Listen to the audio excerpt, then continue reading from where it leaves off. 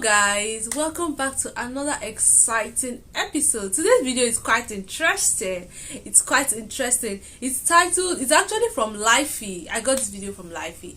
It's titled American Culture Shock, First Day in the Philippines. I'm really excited about this video.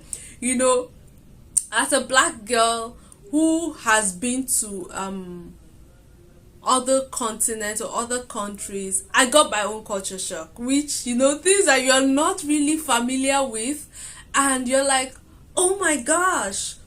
First thing, or one thing that was a culture shock for me when I traveled to England was the fact that the people there value, or they place so much value on their dogs. Like, their dogs are like another human. Like, the way they love, the way they cater to them, the way they care for them. Dogs are actually very important in the society. Yeah, it was a culture shock for me because anywhere I went to, there was a dog. I naturally, I am not a dog person, right? But when I traveled, I began to see dogs in a different light, see them in a different perspective. You know, I began to actually love them. Right now, I don't own a dog, but I'm not like, oh, it's just a dog. But I now see more, I don't know, I now see them more than just dogs, more like a companion, you know, more like friends, you know, the kind of stuff. That was like a very big culture shock. There's been other ones, but I'm really interested in this American's culture shock when he went to the Philippines. It's going to be quite interesting. So today's video is from Lifey. It's titled American Culture Shock, First Day in the Philippines. My name is Ogechi. If you're stopping by for the first time, thank you for stopping by.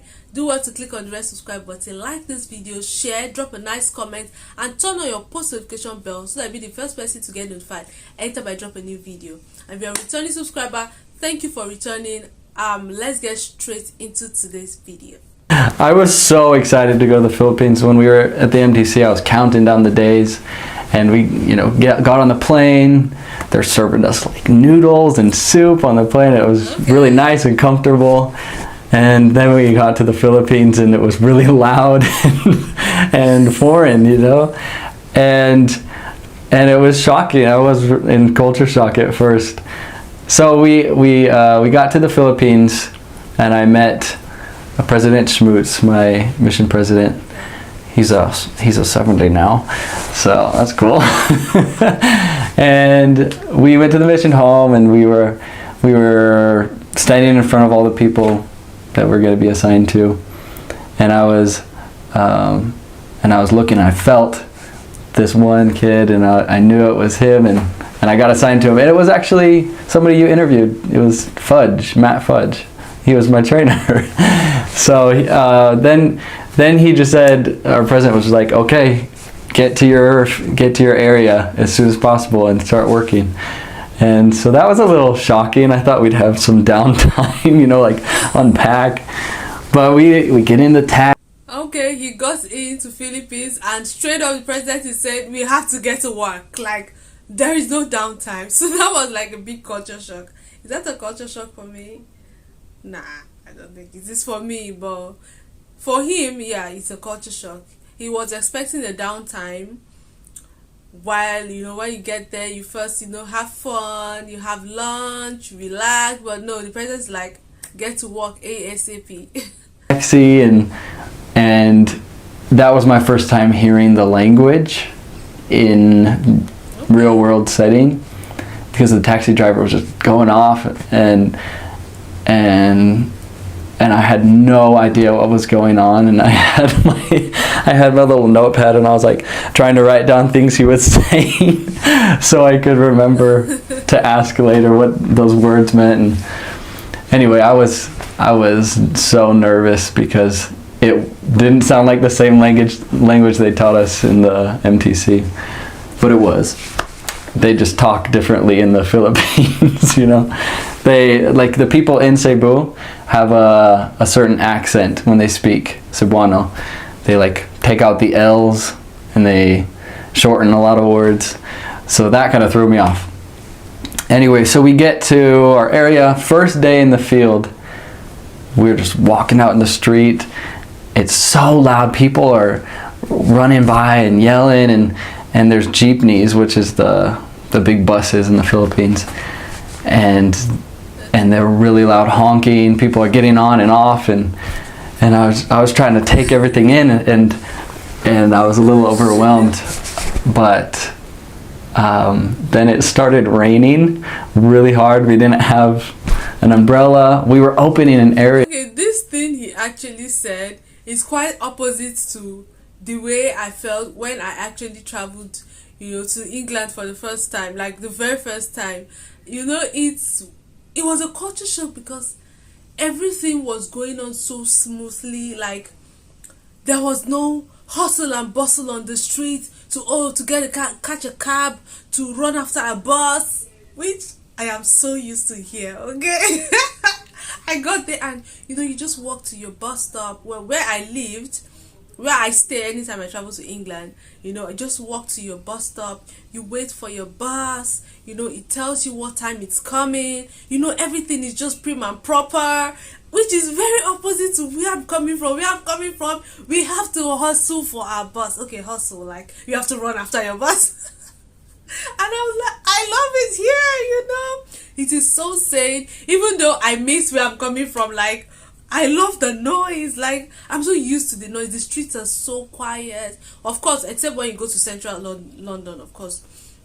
But when you are in where I stayed, very quiet. You just walk down the street. You see people taking a stroll with their dogs. And you're like, oh my gosh. Oh my gosh. It's so funny to me now because I actually wanted to make a video about it on my other channel. I just totally forgot. I got engrossed with work. But anyway, let's just continue. An area too, so that was interesting. We had no idea where to go. We were just trying to find the church first, and then where the bishop lives, and so it's soaking. We were soaking wet in the rain, and I was thinking in my head, this is gonna be a long 2 years. But I was really happy to be there, and it didn't really hit me yet that I was in the Philippines. So I was just going along with it. So that was my first day. Oh, we went to a baptism later that night, and I was chosen to give a talk, like one of the talks at the baptism, on the spot. And so I went in there, and I was shaking. I was so nervous because there's only like 10 people at the baptism, but I was so nervous to speak in front of them. It was like my first test in the Philippines. I know that feeling, coming up to speak to people who you're not sure if they will understand what you're saying, and then you're going to be nervous, like super, super, super duper nervous. And so I actually understand how you felt, actually. And so I just went up and said some MTC phrases, and then I got down, and all the Filipinos turned around and they're like, good job. And so that comforted me. They were so supportive with the language learning, and so that was really helpful at first. Just the fact that they're like, wow, you've only been here for a day or a week or a month, and they say that every single day of my mission. You've only been here for 2 years. So they're just the nicest people, and they're very blunt. They're very open. So which is nice. Get used to that, I would say to somebody. They'll tell you when you pronounce something wrong, and I was so grateful for that, because then you don't mess up again. You just say it right the next time. So yeah, that was my first day, I guess, in the Philippines.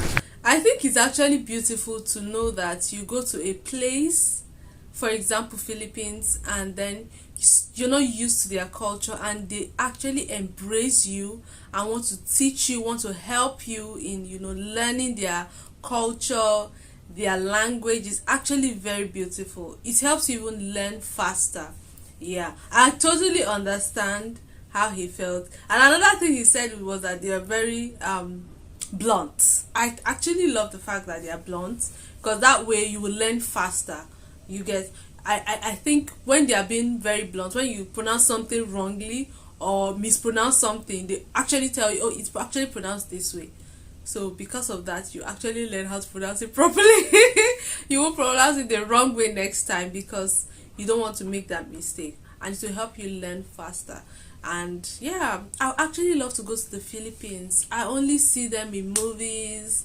I've not actually sat down to learn their culture, but I actually love to travel to the Philippines and experience, it's nice to actually experience, another culture. It's actually really nice.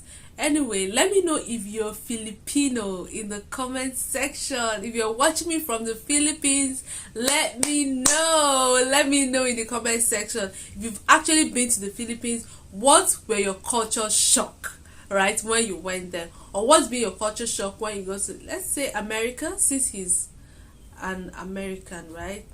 If you're not an American and you've been to America, what was your culture shock?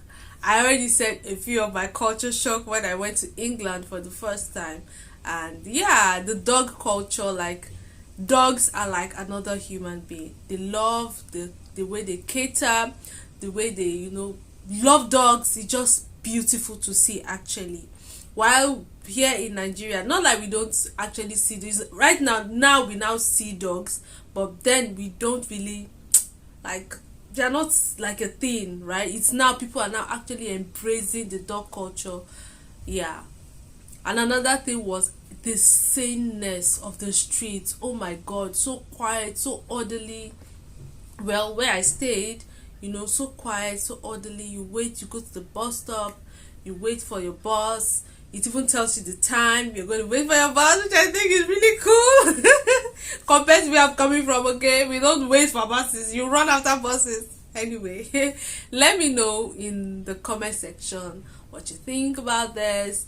If you love to be, or you love to go to the Philippines, what has your experiences been like, and all of those things. Do well to like this video, share, comment, subscribe, and I'll see you in my next episode.